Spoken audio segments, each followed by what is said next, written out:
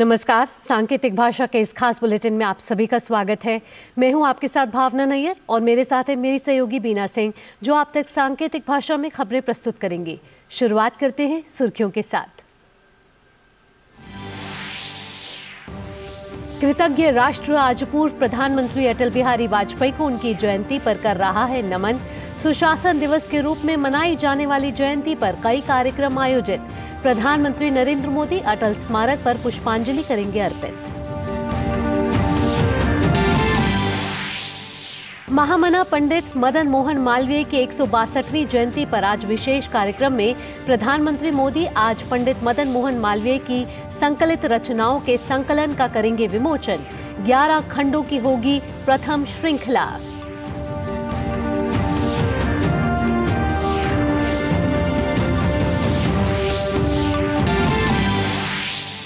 प्रधानमंत्री मजदूरों का हित मजदूरों को समर्पित कार्यक्रम में लेंगे भाग। हुकुमचंद मिल के श्रमिकों को सौंपेंगे बकाये चेक। पीएम खरगोन जिले में 60 मेगावाट के सौर ऊर्जा संयंत्र की भी रखेंगे आधारशिला। विदेश मंत्री डॉक्टर एस जयशंकर आज से रूस के 5 दिवसीय दौरे पर। दोनों देशों के बीच द्विपक्षीय संबंधों के विभिन्न पहलुओं पर होगी चर्चा।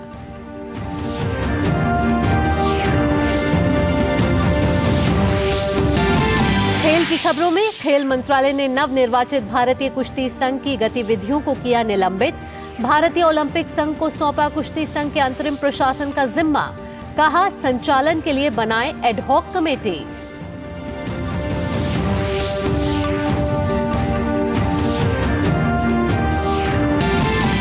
और देश और दुनिया में क्रिसमस की धूम। वेटिकन के साथ साथ गिरजाघरों में विशेष प्रार्थना का आयोजन। राष्ट्रपति और उपराष्ट्रपति ने दी शुभकामनाएं।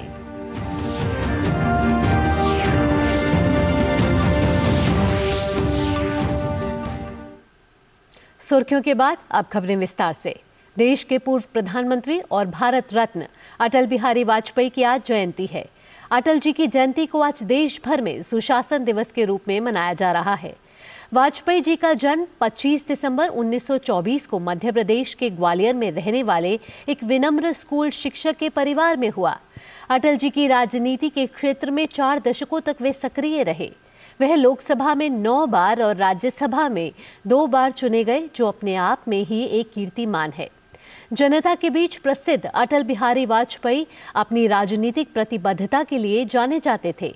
13 अक्टूबर 1999 को उन्हें लगातार दूसरी बार राष्ट्रीय जनतांत्रिक गठबंधन की नई सरकार के प्रमुख के रूप में भारत के प्रधानमंत्री का पद ग्रहण किया। वे 1996 में बहुत ही कम समय के लिए प्रधानमंत्री बने थे। पंडित जवाहरलाल नेहरू के बाद वह पहले ऐसे प्रधानमंत्री हैं जो लगातार 2 बार प्रधानमंत्री बने। भारत के प्रधानमंत्री, विदेश मंत्री, संसद की विभिन्न महत्वपूर्ण स्थायी समितियों के अध्यक्ष और विपक्ष के नेता के रूप में उन्होंने आजादी के बाद भारत की घरेलू और विदेश नीति को आकार देने में एक सक्रिय भूमिका निभाई। उन्हें भारत के प्रति उनके निस्वार्थ समर्पण और 50 से अधिक सालों तक देश और समाज की सेवा करने के लिए भारत का दूसरा सर्वोच्च नागरिक सम्मान पद्म विभूषण दिया गया। 1994 में उन्हें भारत का सर्वश्रेष्ठ सांसद चुना गया।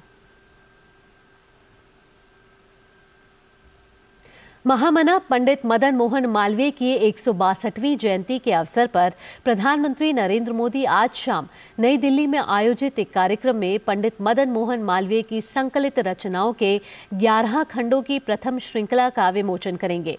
प्रधानमंत्री इस अवसर पर उपस्थित गणमान्यजनों को संबोधित भी करेंगे। अमृतकाल में प्रधानमंत्री का यह दृष्टिकोण रहा है कि राष्ट्र की सेवा में अमूल्य योगदान देने वाले स्वतंत्रता सेनानियों को उचित सम्मान दिया जाए।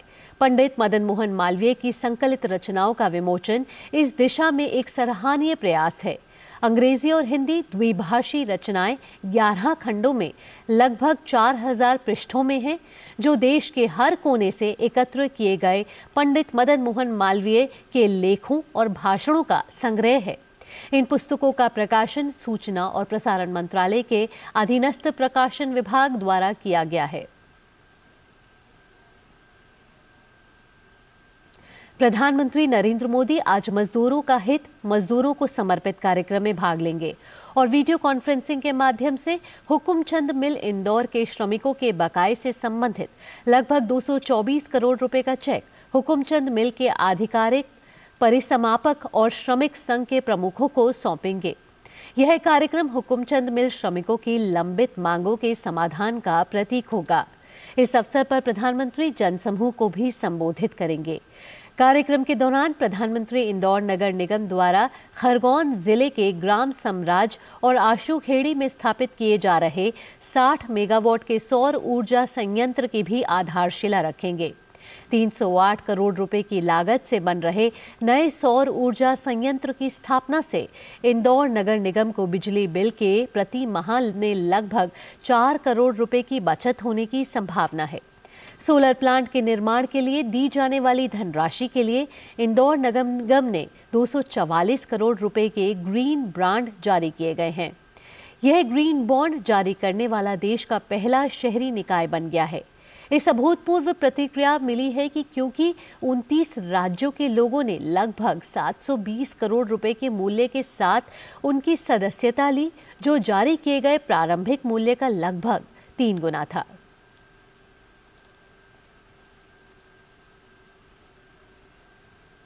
प्रधानमंत्री मोदी ने वतन को जानो कार्यक्रम के तहत जम्मू कश्मीर के 250 छात्रों से बातचीत की है।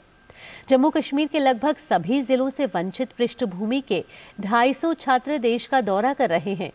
जम्मू कश्मीर के इन छात्रों ने जयपुर, अजमेर और दिल्ली का दौरा किया है। कल इन छात्रों ने प्रधानमंत्री से मुलाकात की और उनसे बातचीत की।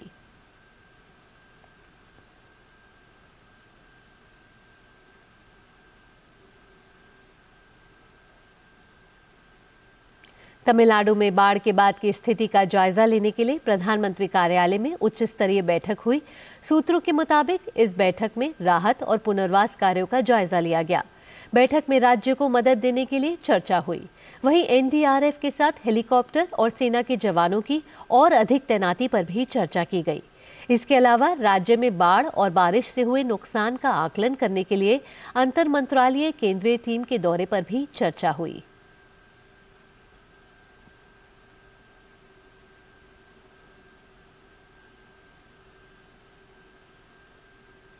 आज ही के दिन भारत सरकार के स्वास्थ्य और परिवार कल्याण मंत्रालय ने 25 दिसंबर 2014 को मिशन इंद्रधनुष की शुरुआत की थी। मिशन इंद्रधनुष एक बूस्टर टीकाकरण कार्यक्रम है जो कम टीकाकरण कवरेज वाले 201 जिलों में शुरू हुआ था।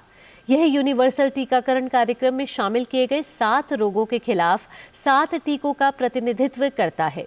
ये रोग tuberculosis, poliomyelitis, hepatitis B, diphtheria, प्रोटोसोसिस, टेटनस और खसरा है। कुछ चुने हुए राज्यों और जिलों में जापानी इंसेफेलाइटिस और न्यूमोकॉकस के खिलाफ भी टीके दिए गए हैं। अप्रैल 2015 से जुलाई 2017 के बीच चले इस कार्यक्रम के अंतर्गत लगभग 25.5 मिलियन बच्चों और 6.9 मिलियन गर्भवती महिलाओं को कवर किया गया है। इस पूर्ण टीकाकरण कवरेज में 6.7% की वृद्धि हुई है। इस वृद्धि को गति देने के लिए भारत ने एक महत्वाकांक्षी योजना तीव्र मिशन इंद्रधनुष की शुरुआत की है। IMI 5.0 अभियान का लक्ष्य राष्ट्रीय टीकाकरण अनुसूची के अनुसार सार्वभौमिक टीकाकरण कार्यक्रम के तहत प्रदान किए गए सभी टीकों के लिए टीकाकरण कवरेज को बढ़ाना है। 2023 तक खसरा और रुबेला उन्मूलन के लक्ष्य के साथ खसरा और रुबेला टीकाकरण कवरेज में सुधार पर विशेष ध्यान दिया गया है और देश के सभी जिलों में पायलट मोड पे नियमित टीकाकरण के लिए यूविन डिजिटल प्लेटफॉर्म का उपयोग किया जा रहा है। 2014 से अब तक देश भर में मिशन इंद्रधनुष के 11 चरण पूरे हो चुके हैं। 12वां चरण अभी चल रहा है।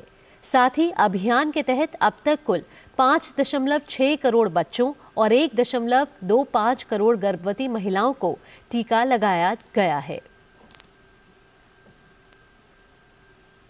विदेश मंत्री डॉक्टर एस जयशंकर विभिन्न द्विपक्षीय और वैश्विक मुद्दों पर चर्चा करने के लिए आज रूस की 5 दिवसीय यात्रा पर रवाना होंगे।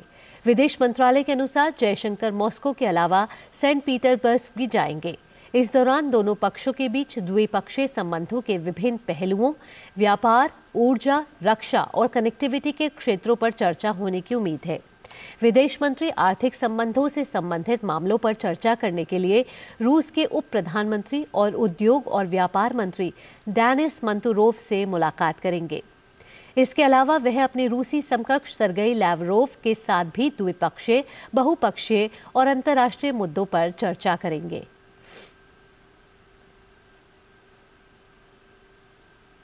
आज 25 दिसंबर है। आज पूरी दुनिया क्रिसमस का पर्व मना रही है। क्रिसमस के पर्व पर प्रभु ईसा मसीह का जन्मदिन प्रेम और सद्भाव के साथ मनाया जाता है। क्रिसमस ईसाई धर्म का एक प्रमुख त्योहार है, लेकिन समय के साथ इसे हर धर्म और वर्ग के लोगों ने धूमधाम से वे मनाने लगे हैं। इस दिन लोग केक काटकर क्रिसमस का आनंद उठाते हैं और एक दूसरे को उपहार भी देते हैं। इस पर्व में केक और गिफ्ट के अलावा एक और चीज का विशेष महत्व होता है, वह है क्रिसमस ट्री। क्रिसमस के पर्व पर लोग अपने घरों में क्रिसमस ट्री लगाते हैं। राष्ट्रपति द्रौपदी मुर्मू ने क्रिसमस की पूर्व संध्या पर सभी देशवासियों को शुभकामनाएं भेजी हैं।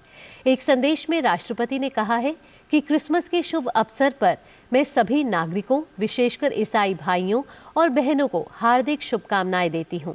ईसा मसीह के जन्मदिन पर मनाए जाने वाले क्रिसमस का त्योहार प्रेम और करुणा का संदेश देता है। यह त्योहार हमें मानवता की निस्वार्थ सेवा के लिए भी प्रेरित करता है।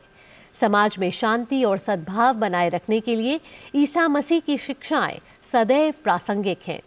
इस पवित्र त्योहार पर सभी लोग दया और करुणा की भावना को फिर से जगाएं और अपने जीवन में ईसा मसीह की शिक्षाओं का पालन करें।